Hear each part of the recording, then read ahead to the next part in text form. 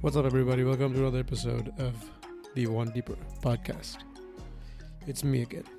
This time, I want to do a quick review of the past 3 to 4 years of my life. I should have probably written something down, but whatever comes to my mind, it'll be what it is. And generally speaking, I want to revolve this around what has been my primary occupation for the past 3 years, which is completing the bachelor's program in cognitive science and AI. And the general theme of what I'm going to say now is around the topic of, I would say titled as how to do well if you're not a genius, right? Like, if you're the kind of person that's always just, straight up crushed whatever it is put in front of you, you've just been hitting, just landing nothing but net, for the past, I don't know however long you've been doing whatever it is you're doing, this is not for you. You're not going to learn anything from this. Maybe you will. But if you're not that kind of person, and if performance is difficult, like high level stuff doesn't come naturally to you, here are some things that you can do to help you. Okay. First thing, you have to control the number one resource that you have. The only thing that you were born with, which is time, right? That is the only thing, the most valuable thing you can give somebody, the most valuable thing someone can give you, the most valuable thing you have. You have no control over how it flows, how quickly or slowly it flows. It just does. And it's up to you to decide where you put your time.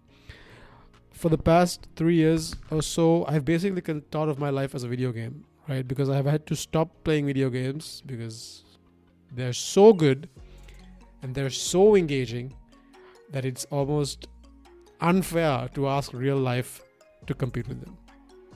They are so good now. Even the newer games, I'm too terrified to even play them because they're so good. But so I thought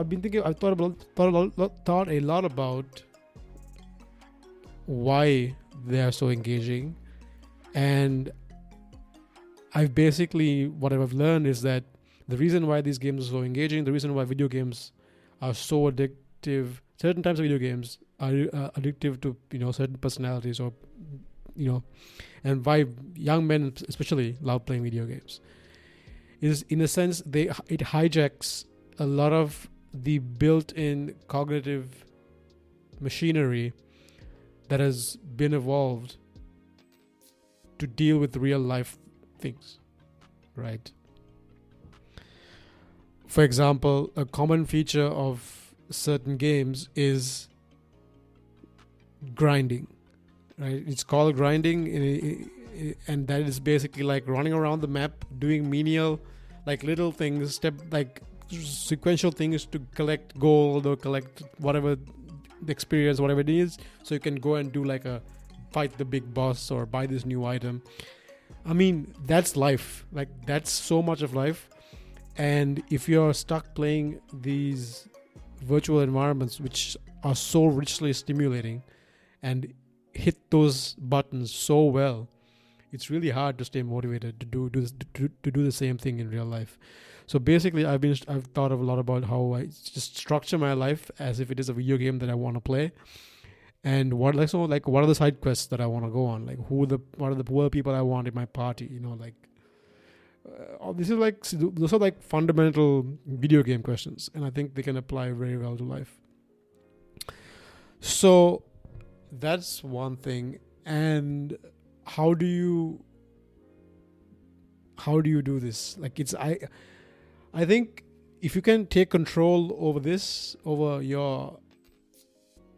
how you spend your time, it really does, like, it changes the way you approach your day-to-day life. The problem is it's going to listen, if you want to do stuff like this and try to maintain some semblance of, how do I say it, relationship with to everybody else, it's gonna be rough. Okay, like the last 3 years, it was basically just monk mode for me. Like I was just basically a monk. I didn't do anything else. I didn't try to do anything else. I focused on my physical health, my mental health, and my education. That sounds painful to a lot of people, and it is. But it's what I had to do to make sure I got the most out of what I was doing. I think a lot of people can stand to spend some portion of their life dedicated to doing one thing. I cannot overstate the power of just doing one thing at a time. It's truly sets you apart from most people, because very few people put that level of focus and attention to anything that they're doing. So I try to do one thing at a time when I'm doing something. So what that's manifested as is basically me tracking and keeping a timer, and on the timer, each session of focused work has a tag to it, and I label it and I say, okay, this is what I'm doing now. So if I'm working on computer vision and my timer is running, I don't do anything else, right? Like I'm not checking my emails, I'm not checking my WhatsApp, I'm not checking Instagram, I'm not talking to anybody, my phone's on silent, I'm not looking up shit on YouTube. I mean, I am if it's like something related. Like, it's a way of keeping myself accountable. It's like, okay, for the next 90 minutes, you're saying you're working on computer vision. Are you working on computer vision? Nope. Okay, back to work then. So I work in those 90-minute windows. Like everything I do generally fits a 90-minute window. So like I try to keep my podcasts at 90 minutes if they're long. I try to keep all my work sessions. This is something related to Ultradian cycles. So I don't know. Maybe you can look it up. I'll just take notes as they come to my mind, and I'll add links to it, I guess. So I'll add a link to Ultradian cycles. Anyway, so yeah, this ability to do deep work, focused work for a set period of time, and being able to do that repetitively, consistently, I think that is a skill that you can learn. You don't have to be a genius. You don't have to be brilliant. Like, people, for some reason, have been think that I'm great at a lot of these things, like they're like mathematics or programming. There's people think this shit comes naturally to me. It does not. It's just small, focused sessions of work. And I think what you'll find is a really strange sense of calm and a sense of peace when you're strongly focused on one thing. It's the same feeling I have when I'm in the gym and I'm in the middle of a set, right? So when I'm lifting something, when I'm lifting and I'm in the middle of a set, for those 15 seconds, that's all I'm doing. That's all I'm thinking about. That's the only thing that matters. That's so peaceful.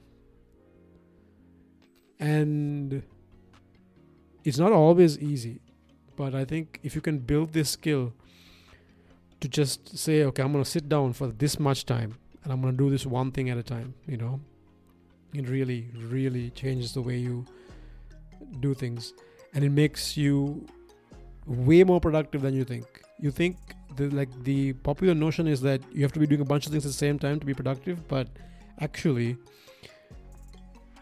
what's really effective is doing one thing for a small period of time, then taking some time out, then switching to something else. So to be able to juggle all of those things, you have to be able to let's say you have 6 subjects to do, or 5 subjects to do in a semester, right? You have to juggle those things, and you have to make every minute you spend on something count, because you have to make sure everything gets done. So the way I managed to do every subject, work part-time, and still keep my physical and physical health in check, pick up even habits, pick up new hobbies like jiu-jitsu, all of these things. The only way I was able to do them is by attending and focusing deeply to one thing at a time when I'm doing it. So when I'm doing math, it's 90 minutes of math. If I was programming, if I'm solving a problem, it's 90 minutes of this. And that has been insanely helpful. And it's a skill you can build. It's a muscle you can train. It's start out slow, start out small. It's like when I made a deliberate choice to go back to school, I couldn't sit and work for 30 minutes before I got distracted or tired and I didn't want to work anymore. So I started out small, little by little, baby steps, and then I was able to move up to this long 90-minute sessions and just keep that going. It's a reproducible, sustainable speed for me. So it's definitely worth trying to do that. And another thing I want to say is I think motivation is overrated. Being motivated to do something is great. Being that feeling of oh man, I want to get this done. That's amazing. But you should not count on it to take you through to the finish line. Because motivation is fleeting. It comes and goes. When it's there, it's amazing. It's a great feeling. You should harness it. You should ride with it. But when it's not, you still have to show up and get things done, especially if you have made commitments to people and if you're being paid. If it's a job, it's okay, you don't feel like doing this today, but you got to show up and do this, right? So the best example that I have of this is working on my thesis. There were times where I didn't want to touch it at all, right? I was so stuck at something that I just didn't want to even think about it. I don't want to open it. I don't want to open my code. I don't want to look at anything. It's I just wanted to be away. Now, there are two ways, two ways to address this situation, right? If you ask some people, they'll tell you, hey, just put it aside, go do something else, right? If you really don't want to work on it, if you don't want to feel the motivation, just put it aside, go for a walk, go to the gym, work on something else, and come back to it when you feel like it. When you come back to it later. If that works for you, great. This is not for you, right? But I'm the kind of person that just does not trust myself to come back to this, right? Because I just don't have that I don't believe that I'll do that to myself, do that for myself. So my strategy has been, all right, man, and it's like a negotiation, right, between myself. So it's okay, this week, how many hours are you going to spend on this thing? And then if if I say, okay, I'm going to spend 4 hours a day on this, something in my head will be like, no, there's no fucking way I'm sitting here for 4 hours working on this. Like, okay, fine. What about I'll do 45 minutes. Like, and then other parts will be like, no, dude, 45 minutes, you can't get shit done in 45 minutes. You can't, before you like you gotta get into it. I'm like, okay, fine. And then I negotiate with myself to be like, okay, fine, I'll do 2 hours. Okay, fine. And then I set that thing up. I'm gonna say, okay, I'm gonna do 2 hours every day for the next week. And sometimes I have nothing, I have no way to follow. I just sit there, open my computer screen, and just stare at the blinking cursor, right? And just get bored. Like, the power of letting yourself get bored is actually quite useful. So I would just sit there, literally just stare at my screen, just scrolling around. I'm not allowed to do anything else, right? So there's 2 hours. I'm working on this thesis, so I'm not allowed to watch YouTube videos. I'm not allowed to watch Netflix. I'm not allowed to text anybody. Not allowed to do anything, not anything to distract myself. I'm not allowed to distract myself. I have to sit here and just stew in this problem, right? Like, what am I doing? What is it? And then sometimes nothing happens, right? But eventually you sit there and you find the way forward. You find a little momentum forward. So this ability to work when you don't want to do anything, I think that's been the most useful thing for me. Because if I had to sit around and count on motivation to get me where I wanted to get, I don't think I'd get there, because I don't. That's just not how it works for me. Like, I realized the other day that most people probably have this experience of just trusting all the thoughts in their head, right? Like, they trust I don't know I don't know what it's like in people's heads, but for me, if I trusted every thought that I had, I would be dead, because some of those thoughts would tell me to kill myself. So that's not great. So I have to be very selective about the thoughts that I pay attention to, and the actions that I take. So that has been a big part of the past 3 years, building this skill, building this ability to just be like, okay, even when I don't want to do something, I'm gonna work. And that was insanely helpful when working on something like a thesis with this big, long, drawn-out project, where you have to put consistent tiny bits of work. I think consistency trumps motivation 9 times out of 10. Right? Like, it's something you can train, it's something you can count on, it's something you can do. Because generally speaking, you have no control over motivation. It's kind of hard, because dopamine is a cruel mistress. Yeah. So that's that. So my strategy for doing that, like I said, is getting an app like the Forest app. I'll put a link to that. Forest app. It lets you set a timer, and then you set a tag for what you're doing, and it keeps track of all these things. So that's what I've been using. I use it at the gym. I use it when I'm studying, and when I make a tag and I say I'm doing that thing, I don't do anything else while the time is running.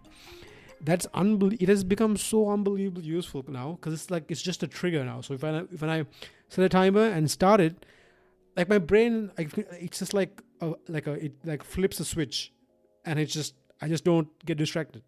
I don't think about stuff. I mean, I get distracted, obviously. Like, if I'm tired, if I didn't get a good night's sleep, I get more distracted than I would otherwise. But it's a habit now, so it's amazing.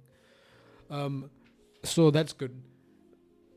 Another useful thing is to be able to in the same vein of using the app is to build triggers for yourself that put you in certain states of mind. So when I'm studying, ideally I like to be in the library or in a certain place. Like if you have a place that is dedicated, it's like a dedicated place where you sit and work, and you have other triggers. So for me, I have, let's say, for example, when I was during the school semester in the library, I sit in the same place every day. I reserve the place a week in advance. I know this is crazy, but I sit in the same place. When I'm studying for 90 minutes, I have like an ambient noise, sound, white noise generator. No, it's not white noise. It's an app called Sizz or something. Basically, it basically plays these tunes which are not actually music. So you can't actually, if you try to pay attention to it, you can't. Like, cause it's not music, but it's music-ish. And I have a collection that I play over and over again. And you'd think after 3 years, you'd get tired of this. But you don't, right? So basically, what happens is, when I sit down, hit a timer for 90 minutes, put my headphones on, and turn on one of the tunes, I'm just in a different zone. Like, I don't think about the time going by. I know what I'm working on. I'm working on one thing, right? So for that time, all the intrusive, like other things that I worry about, like paying my work, paying my rent, thinking about my parents back home, and, like all these things, the conversation I had with my friend last night, the fight I had, or the training, or the pain in my shoulders, or whatever it is, right?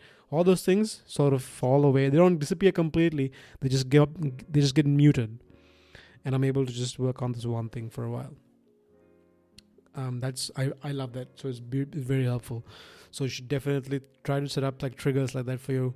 Like set up like areas of your environment where it's like, if I go here, I'm doing this thing. It's insanely helpful. Yeah, that's that. What else did I like that? So yeah, being able to focus, manage your time. So a big part of my daily habits is meditation. Again, it is an amazing thing to start. I've been doing it for a very long time, and since I keep track of these things, I can tell you exactly how long I've been. So I think, let's see, in the past 3 years, I've meditated for 378 hours. I've spent 553 hours in the gym. In 3 years, I have a bunch of other stuff. Yeah. Meditation is amazing. I think everyone should do it. I think it definitely aids in your ability to focus, be present, be engaged. I'll also recommend some apps. I'll put them in the link, put them in the show notes so you can check them out. I recommend the Waking Up app by Sam Harris. It's amazing. And then if you email them, if you don't want to pay for it, because it's kind of expensive, I think it's like 10 something bucks a month, maybe I'm misremembering, but you can tell them, email them and say, hey, I'm like a student or whatever it is, and I just want the app, could you help me out? They will send you a year for free, and then you can keep doing that. It's insane. Waking Up app, Sam Harris. There's also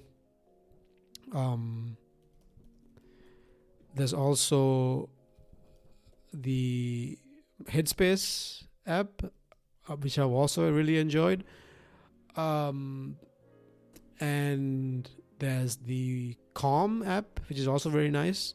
So you can definitely check this out. I think these are like, there's the 10% happier That's also another app, meditation app. These all come very highly recommended. I would try them all, check them all out. Waking up for sure. I think it's really good. I really enjoy it. My daily meditation setup is just basically I sit down. The first thing I do when I wake up in the morning, I sit down for 20 minutes. I just try to pay attention to the air coming in and out of my nose. This is recommended to me by my psychologist. Just the inside of my nose, feel the air coming in, coming out, and then that I do that 20 minutes every morning. That's just my setup. And yeah, so that's that. Definitely put that in. And exercise. I think this is probably the number one thing I have in common with myself, with the other high performers that I know. They are fanatical, or not fanatical, maybe not fanatical, but like very, very, very disciplined and rigorous about their physical exercise. One person, yeah, I'm not gonna name names, but like definitely we all take a lot of time and care into keeping our physical health in check.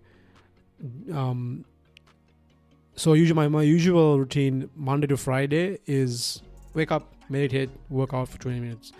And I have a very broad definition of working out for 20 minutes. It's just defined broadly as some rigorous physical activity. So that basically, sometimes it's not even that rigorous. Sometimes it's just me going for a brisk walk for 20 minutes because like maybe I worked out super hard the day before and I just want to get my heart rate up. Nothing crazy. Sometimes it's just walking up and down the stairs for 20 minutes. That's actually a really good workout. I have it so loosely defined because that gives me almost no excuse to not do it. So if it's like, if I said, okay, 20 minutes, I'm going to go to the gym for 20 minutes.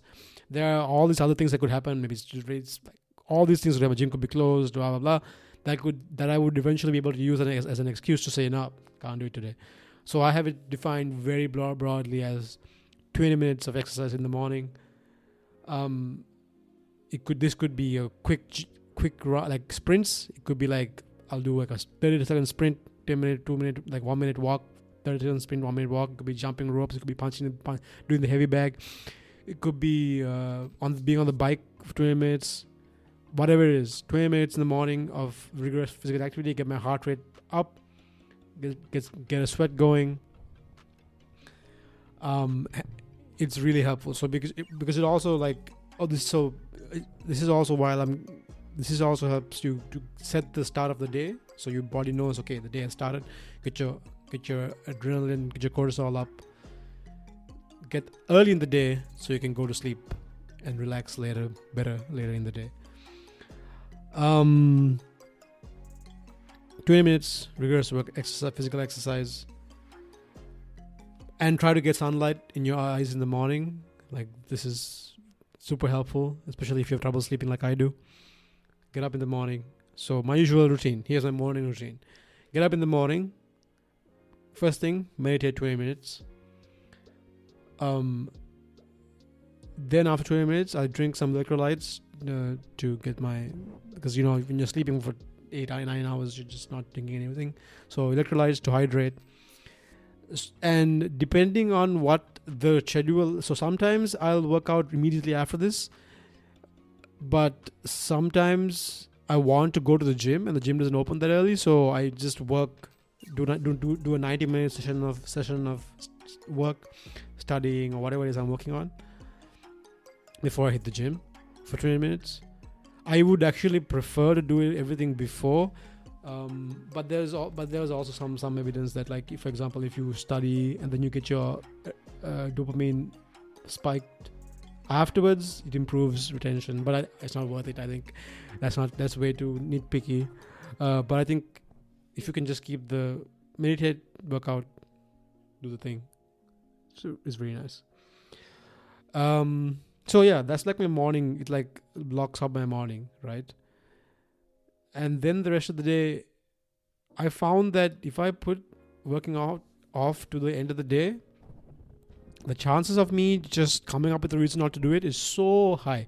It gets higher and higher the later in the day I put it.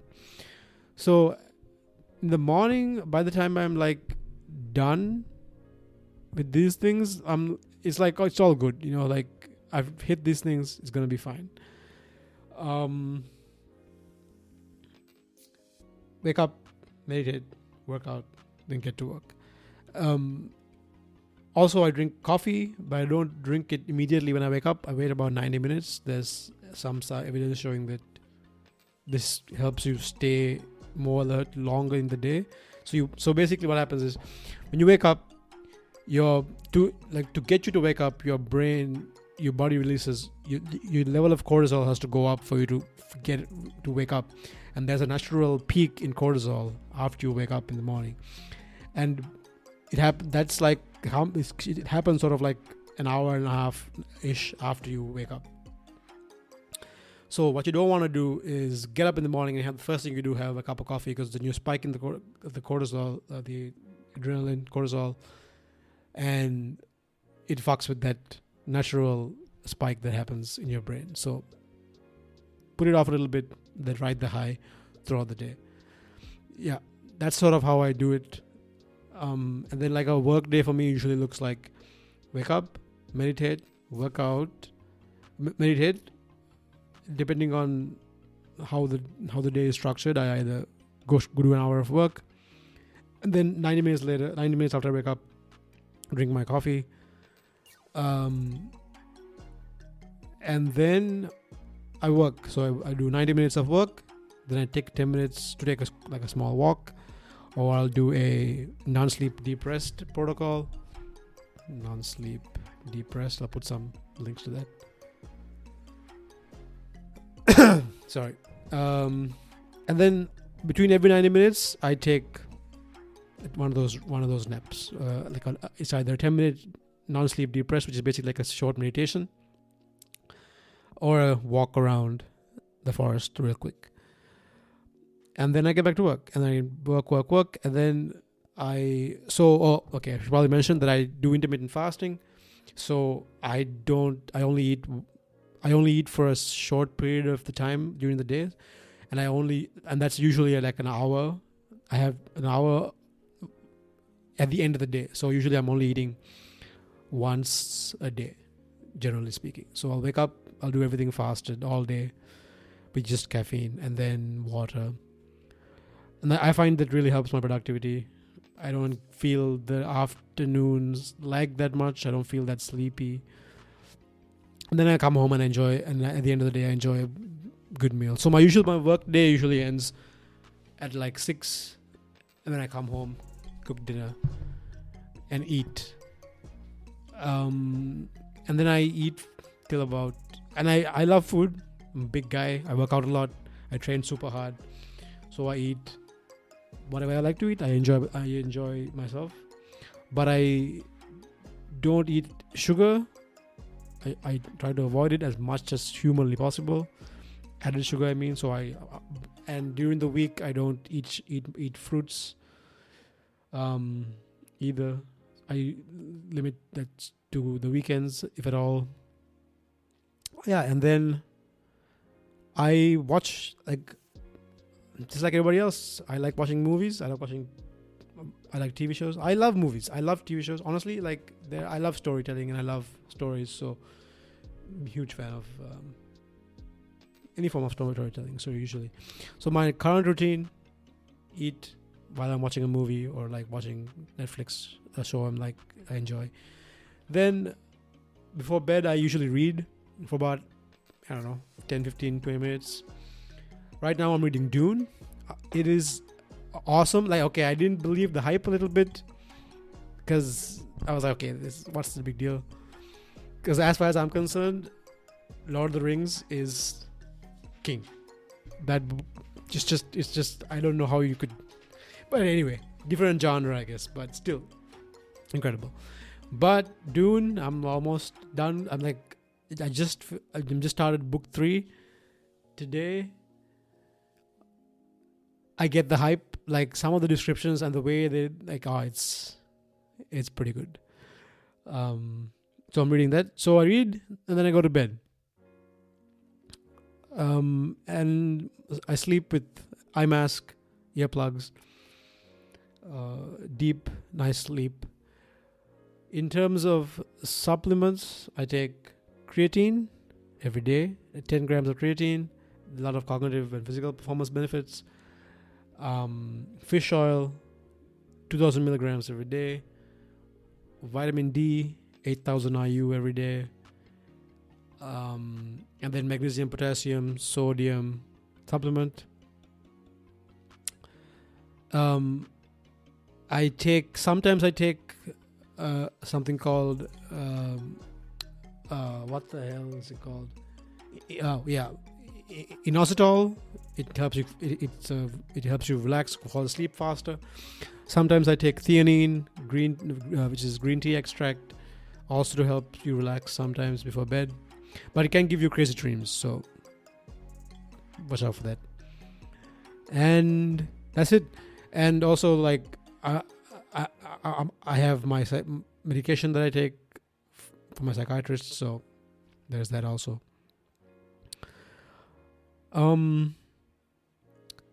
Yeah, that's kind of what I do, and that this is basically a tailored and thought out approach of how I found to be most productive to help get things done. And a lot of this information was derived from people way smarter than I am. So my go-to source for all of these things is the Huberman Lab podcast. Incredible resource. Wish I could add anything more than what's there, but yeah. Another thing I would say is don't be afraid to take a step back. Start from the beginning. That's what I did with my life about 4 years ago. It's not gonna be easy. You're gonna make some enemies. I mean, you're probably not make enemies. Like, gonna hurt some people, but sometimes it's what it is. Yeah. Past 3 years has been hell of a trip. I managed to perform really well. Basically at the top of my class. I don't even like saying that because, like, what the fuck does that mean? Doesn't make a difference. But yeah, if you want to perform at a high level, I think you have to come up with something like this. I'm not saying you have to be this same thing that I'm doing, but you have to come up with a scalable, reproducible, dependable set of habits and routines that you can put into gear whenever you need to. Like, if you have a project due and you have a cold, it's your habits and your training that's going to carry you through to the end. It's not motivation. And so it's definitely worth it. And I think that's been the cornerstone of whatever success I've had in the past 4 to 5 years. Consistency, small, scalable, repeatable habits. And I will put a bunch of links in the description for resources to help you do so. In large part, looking at the last 3 years, it's been successful. It's behaving this way and acting and training myself this way has been rewarding, and it's got me results that I didn't think were possible without even chasing those results specifically. I was more focused on creating the processes and creating the routines and the steps that were generative, and in that process I was able to achieve results that were very satisfactory. And I hope that you can do that too. If you hope you learn something from this, just basically a rundown of how I structured my day-to-day life to perform at a fairly high level in this little game we call being a student. Yep, thanks for tuning in. Good luck with your stuff.